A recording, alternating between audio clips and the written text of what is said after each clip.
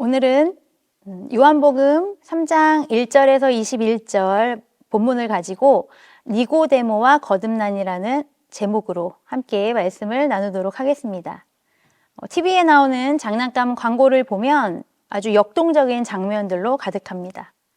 장난감을 가지고 노는 장면은 아이들에게 즐거움을 선사할 뿐만 아니라 사고 싶다는 욕구를 아주 강하게 갖고도 남을 만큼 아주 훌륭하죠.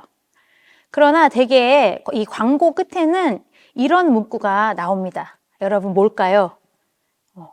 본 제품에는 건전지가 포함되어 있지 않습니다. 만약 건전지가 없음이라는 이 공지를 보지 못하고 부모가 아이에게 건전지 없이 장난감을 선물한 뒤 작동이 되지 않는 장난감을 보면서 부모는 아주 민망해지고 아이는 또 너무 속상한 기분을 아마 느낄 것입니다. 사줘놓고도 왠지 안 사준 것 같은 그러한 기분이 들겠죠. 광고를 보고 기대했던 장난감이 건전지가 없어서 제대로 작동하지 않아서 그 장난감을 보고 느꼈던 기쁨이 한순간에 실망으로 변하게 되는 것입니다. 그리스도인은 구원이 하나님의 선물이라고 믿습니다. 하나님 아버지께서 구원을 선물로 주심으로써 은혜를 베풀어 주셨다는 것을 알기 때문이죠. 이 구원은 행위가 아닌 하나님의 선물로 믿음을 통해 하나님의 은혜를 경험함으로 믿을 수 있는 것입니다. 무엇보다 그 하나님의 선물에는 실망감을 안겨주는 이 건전지 없음 같은 공지가 필요가 없습니다. 하나님의 선물에 관한 아주 좋은 소식은 죄사함과 함께 성령님을 받게 되기 때문이죠. 이 성령님은 에너지 같은 그런 분이 아닌 실제로 인격을 갖고 계신 분이십니다. 이 성령님은 하나님의 말씀을 따라 사는 우리에게 힘을 주시는 분입니다. 그리스도인의 삶에는 영적 건전지가 이미 포함되어 있습니다. 우리가 믿을 때 성령님이 우리 안에 들어오시고 또 거하시어서 우리가 하나님과 다른 이들 앞에서 올바로 살아갈 힘을 주시기 때문입니다. 오늘 본문은 예수님과 니고데모의 대화의 장면입니다. 예수님은 이 유대교 지도자인 니고데모에게 거듭나다로 표현하신 거듭남의 신비에 대해 가르치셨습니다. 그리스도인은 하나님의 아들을 믿음으로써 하나님의 영으로 다시 태어납니다. 거듭남은 하나님이 복음 안에서 모든 믿는 자를 변화시켜 주신다는 것을 확신하는 근거이기도 합니다. 헬라어 성경에는 다시 거듭으로 번역되는 단어가 두 가지가 있는데요. 행위의 반복만을 가리키는 팔린과 행위의 반복과 함께 다른 의미도 담고 있는 아노덴입니다. 본문에서 사용된 이 아노덴은 무엇보다 위로부터로 번역할 수 있는데 요한복음 3장 31절에서 쓰인 바와 같습니다. 위로부터 오시는 이는 만물 위에 계시고 땅에서 난 이는 땅에 속하여 땅에 속한 것을 말하느니라. 하늘로부터 오시는 이는 만물 위에 계시나니. 아멘. 여기서 위란 천국을 가리킵니다. 그래서 성경은 요한복음 3장 3절에 거듭나지 아니하면에서 팔린 대신 아노덴을 씀으로써 이 거듭남이 하나님으로부터 비롯된 초자연적인 이름을 나타냅니다. 그렇다면 어떻게 하면 거듭날 수 있을까요? 첫 번째로 성령님으로 새롭게 태어나야 변화되어 거듭날 수 있습니다. 오늘 본문 3장 1절에서 10절인데요. 이 니고데모가 한밤중에 예수님을 찾아갑니다. 니고데모는 바리새인이고 율법 전문가였습니다. 그는 율법에 대해서 아주 잘 알고 있었고 철저하게 지키면서 살고 있었습니다. 그런데 예수님께 궁금한 것들이 있어서 찾아온 것 같습니다. 또 밤에 예수님을 찾았다는 것은 아마도 다른 바리새인들에게 이 만남을 들키고 싶지 않았기 때문일 것 같습니다. 아니면 그때가 대화를 나누기 아마 좋은 시간이었기 있기 때문일지도 모릅니다. 어쨌든 예수님과 이 니고데모의 대화는 그가 예수님의 가르치시고 치유하시는 사역을 인정하는 것으로 시작이 됩니다. 그는 예수님의 사역에 하나님의 은혜가 함께 하심을 깨달았고 예수님이 베푸신 표적의 찬사를 보냅니다. 그러나 그가 예수님의 특별하신 사역에 의미를 부여한 것은 여기까지입니다. 그는 예수님을 좋은 선생이자 도덕적인 사람으로 봤고 그저 삶의 귀감이 될 만한 인물 정도로 생각을 했습니다. 그런데 그에 대한 예수님의 반응은 뜻밖이었습니다. 예수님은 니고데모의 찬사를 받아들이지 않으셨습니다. 니고데모를 칭찬하거나 존중하지도 않으셨습니다. 그 대신에 거듭나지 않으면 하나님 나라를 볼 수 없다라고 아주 딱 잘라서 말씀을 하셨습니다. 3절입니다. 예수께서 대답하여 이르시되 진실로 진실로 내게 이르노니 사람이 거듭나지 아니하면 하나님의 나라를 볼 수 없느니라. 아멘. 여러분, 예수님께서 진실로 진실로를 2번 반복하시면서 아주 강조하고 계시죠. 이런 말씀은 더욱 귀를 기울여야 할 말씀이겠죠. 지금까지 유대인들은 율법을 지켜야 하나님 나라에 들어가고 또 구원을 받을 수 있다고 믿었습니다. 그런데 예수님은 거듭나야 하나님 나라에 갈 수 있다고 말씀을 하십니다. 예수님께서 말씀하시는 이 거듭남이란 위로부터 하나님으로부터 비롯된 초자연적인 것이죠. 즉, 위로부터 다시 태어나지 않으면 하나님의 구원을 알 수 없다는 것입니다. 그리스도인의 삶은 거듭남으로 시작합니다.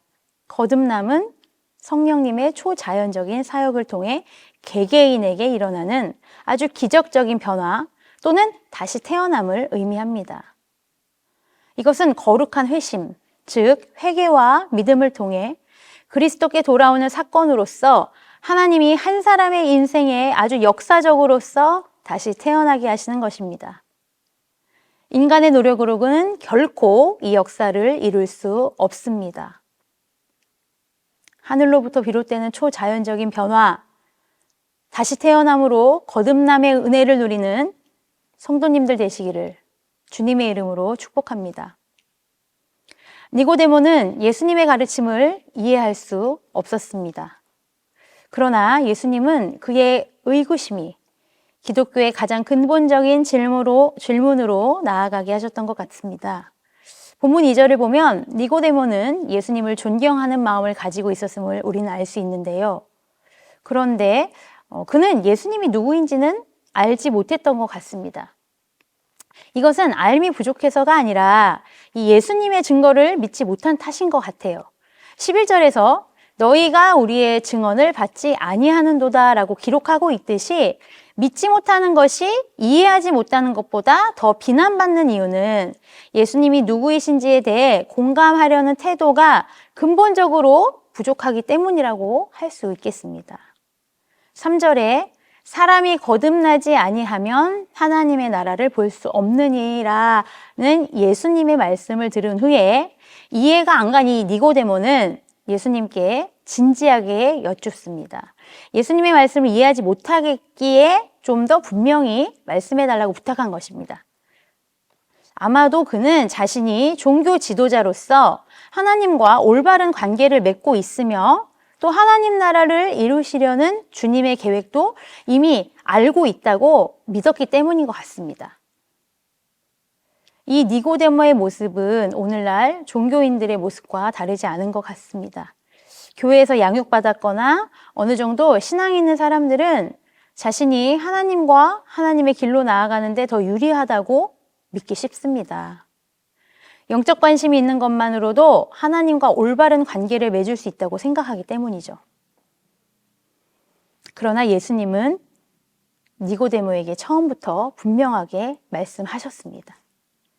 하나님 나라를 경험하고 하나님 나라에 들어가려면 반드시 새로 태어나야 한다고 밝히십니다. 사랑하는 여러분, 하나님과 새로운 관계를 맺기 위해 성령님의 인도하심을 따르시기를 주님의 이름으로 축복합니다. 예수님은 이 거듭남의 의미를 성령님으로 다시 태어나야 하는 것과 연결시키셨습니다. 니고데모는 성령님으로 다시 태어나야 했습니다. 여러분, 돈으로도 못 가요 라는 찬양 아시죠? 돈으로도 못 가요 하나님 나라라는 이 찬양의 가사처럼 거듭나야 가는 나라인 이 하나님 나라에 우리 모두가 거듭남으로 들어갈 수 있기를 주님의 이름으로 축복합니다. 예수님을 믿으면 우리의 죄가 용서받고 깨끗해집니다. 성령님의 역사하심으로 영적인 새 생명을 얻을 수 있다는 것을 기억하십시오.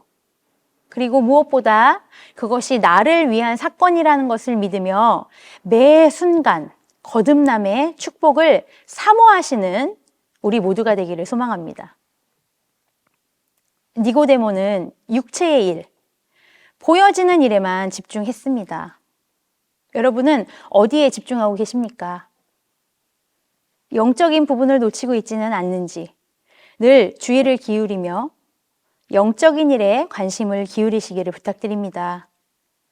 그리고 무엇보다 성령님의 역사하심으로 영적인 새 생명을 얻을 수 있기를 주님의 이름으로 축복합니다. 두 번째로 하나님의 아들을 믿어야 거듭날 수 있습니다. 오늘 본문 3장 11절에서 15절까지의 말씀인데요. 니고데모와 예수님의 대화는 계속되고 있습니다. 이번에는 예수님이 대화의 주도권을 잡고 거듭남과 그 의미에 관해서 자세히 설명해 주고 계십니다. 이 새롭고 영원한 생명은 오직 예수님을 믿음으로써만 얻을 수 있습니다. 여기서 예수님은 이스라엘 종교 지도자들과 예수님과 제자들 사이에 그 대화가 서로 엇갈려 왔던 것에 대해 말씀하십니다. 그때까지 종교 지도자들은 예수님의 증언을 거절해 왔습니다. 그렇기 때문에 한 가지 중요한 의문이 제기됩니다. 어떻게 그들은 예수님의 증언은 거부하면서 예수님의 가르침에 대해서는 찬사를 보낼 수 있는가? 예수님은 답을 기다리지 않으셨습니다. 그 대신 13절에서 하늘에서 내려온 인자라고 선포하십니다. 예수님은 하나님을 세상에 보여주기 위해 인간의 몸을 입고 오신 하나님의 아들이라는 사실을 우리 또한 믿음으로 선포하고 고백할 수 있어야 합니다.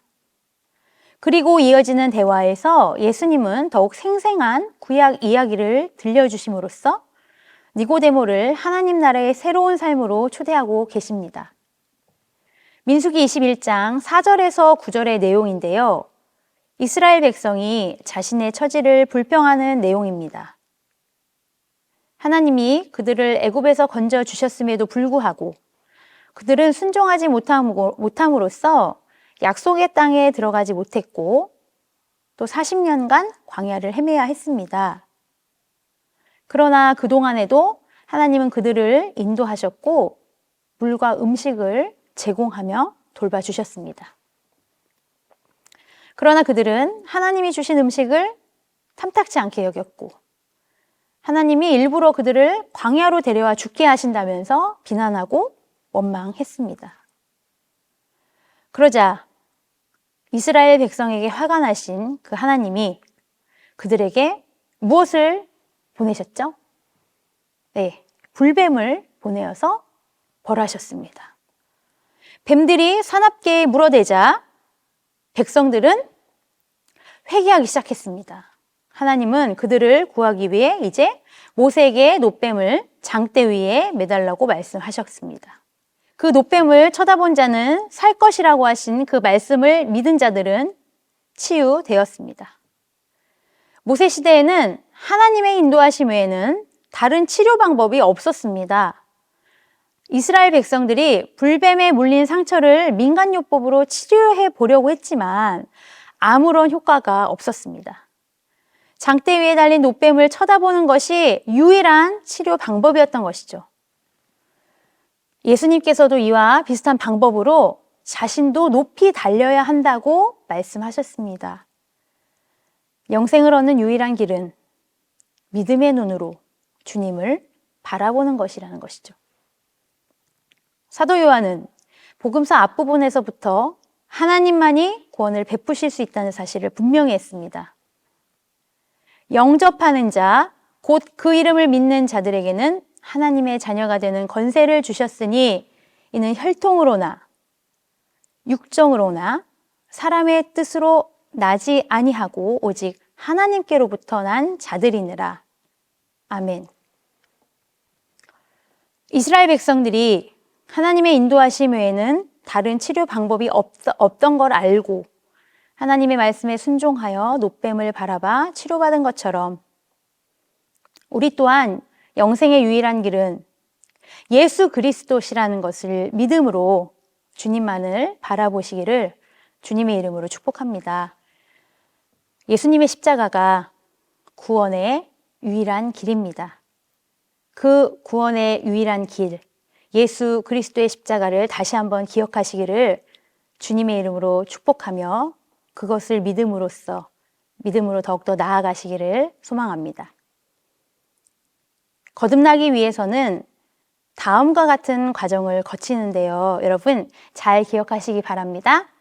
첫 번째로는 복음을 듣고, 둘째, 구원의 유일한 길 되시는 예수님을 바라보고, 또 마지막으로 그 가르침과 완전하신 삶과 대속의 죽음과 부활을 믿는 것입니다.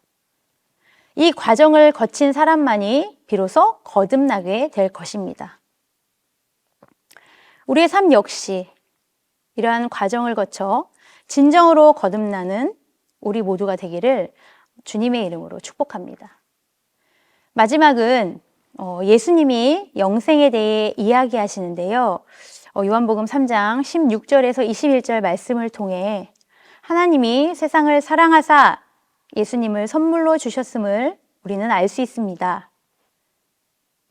지금까지 우리는 예수님이 니고데모에게 영생과 거듭남에 관해 가르치신 것을 살펴보았는데요. 이제는 성경에서 가장 유명한 구절, 여러분들도 다 외우고 있는 그 구절, 바로 세상을 향한 하나님의 사랑을 나타내는 그 기쁜 소식을 요약한 구절을 함께 나누고자 합니다. 요한복음 3장 16절인데요. 우리 함께 외워보도록 할까요? 하나님이 세상을 이처럼 사랑하사 독생자를 주셨으니 이는 그를 믿는 자마다 멸망하지 않고 영생을 얻게 하려 하심이라. 여기서 초점은 무엇일까요? 네, 여기서 초점은 하나님이 세상을 얼마나 사랑하시는가입니다. 이때 사랑은 자기 희생을 의미합니다. 로마서 5장 8절, 우리가 아직 죄인 되었을 때에 그리스도께서 우리를 위하여 죽으심으로 하나님께서 우리에 대한 자기의 사랑을 확증하셨느니라. 아멘. 하나님이 자기 아들을 내어줄 만큼 우리를 사랑하신다고 말씀하십니다. 이것이 우리에게 주신 가장 귀한 선물이라는 것을 기억하는 시간이 되기를 소망합니다. 예수님은 죽으심으로써 잃어버린 자들을 찾아 구원하셨습니다. 우리가 하나님에게서 떨어진 채로 아직 죄인 되었을 때 말입니다. 요한복음 3장 16절은 하나님이 자신을, 즉 자기 아들을 우리같이 죄인을 위해 내어주셨음을 상기시켜 주고 계십니다. 구원의 은혜가 얼마나 소중한지는 지각의 정도가 더 커졌을 때, 즉 우리가 예수님의 독특한 본질을 깨달을 때 느낄 수 있습니다. 여기서 예수님은 오직 한 분, 독생자로 묘사합니다. 세상에 단 한 분, 대체 불가능한 유일무이한 존재라는 뜻이죠. 우리를 향한 사랑 때문에 자기 아들을 희생하셨습니다. 이것이 바로 그리스도인의 삶을 지탱하는 하나님의 사랑이라는 것을 우리가 기억하고 매 순간 되새길 수 있기를 주님의 이름으로 축복합니다. 또 이어서 3장 17절은 하나님이 그 아들을 세상에 보내신 것은 세상을 심판하기 위함이 아니라 오히려 구원하시기 위함이라고 말씀하고 있습니다. 여러분, 하나님의 가장 기본적인 우리를 향하신 마음은 우리를 구원하시는 것입니다. 성경은 예수님이 자신을 믿지 않는 세상을 심판하실 날이 올 것이며 그리스도를 통해 값없이 주시는 그 구원 선물을 거절하는 자들에게 심판이 임할 것을 분명히 밝힙니다. 그러나 심판에 앞서 그리스도의 은혜가 베풀어질 것입니다. 심판이 있기 전에 온 세상에 하나님의 아들에 관한 소식이 전해질 것입니다. 복음의 기쁜 소식은 그리스도께서 우리를 대신해 죽으러 오셨다는 것입니다. 예수님을 믿으면 예수님이 형이 집행될 날을 기다리며 살아가던 우리를 대신해 이미 형 집행을 받으셨다는 뜻의 하나님의 구원을 이해할 수 있게 됩니다. 하나님의 은혜로 우리는 죄의 감옥에서 풀려나 그리스도 안에서 새로운 삶을 살게 됩니다. 형이 이미 집행되었기 때문입니다. 그러나 불행하게도 오늘 본문이 보여주듯이 인간은 빛 대신 예수 그리스도보다 어둠을 더 사랑합니다. 우리는 죄 가운데 태어나 죄 가운데 살아가기 때문이죠.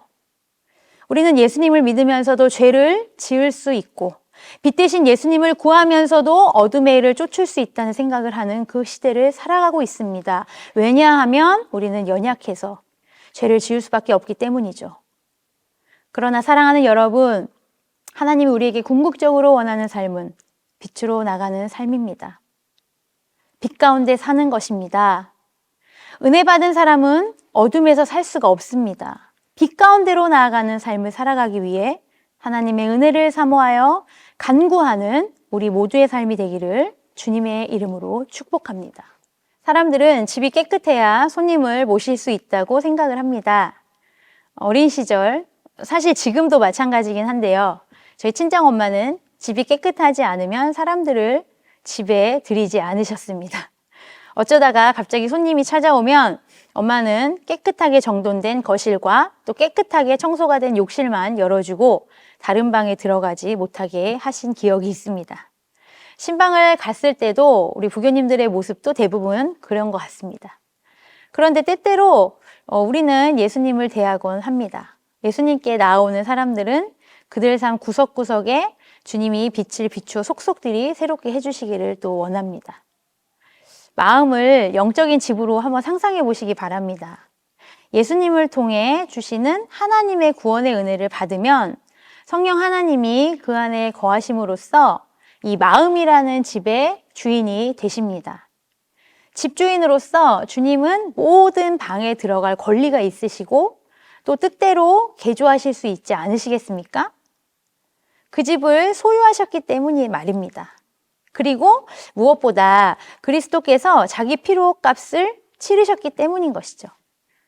그러나 우리는 이 마음이라는 집에서 주님께 보여드리고 싶은 부분만 보여드리고 또 어떤 방은 잠가놓은 채 들어가지 못하시게 하고 있는 것은 아닌지 우리 각자의 모습을 좀 돌아볼 필요가 있습니다. 성경은 우리에게 예수님이 빛이심을 상기시켜 줍니다. 주님은 우리 마음 구석구석을 비추며 변화시키기를 원하시고 또 변화시켜 주시는 분임을 우리는 기억해야 할 필요가 있습니다. 여러분은 삶의 어떤 부분에 그리스도의 빛이 비추면 불편해지십니까? 불편하시지만 그것을 하나님께 내어드리십시오. 그럴 때 하나님의 자비하심과 은혜 또 긍휼을 경험할 수 있습니다. 어둠을 이기는 것은 빛입니다. 인간은 죄를 지으면 본능적으로 하나님과 멀어지려 했다고 성경은 이야기합니다. 그러나 우리는 기억해야 할 것입니다. 그것은 바로 구원의 은혜입니다. 값없이 주신 하나님의 은혜. 그것을 기억하는 우리 모두가 되기를 주님의 이름으로 축복합니다.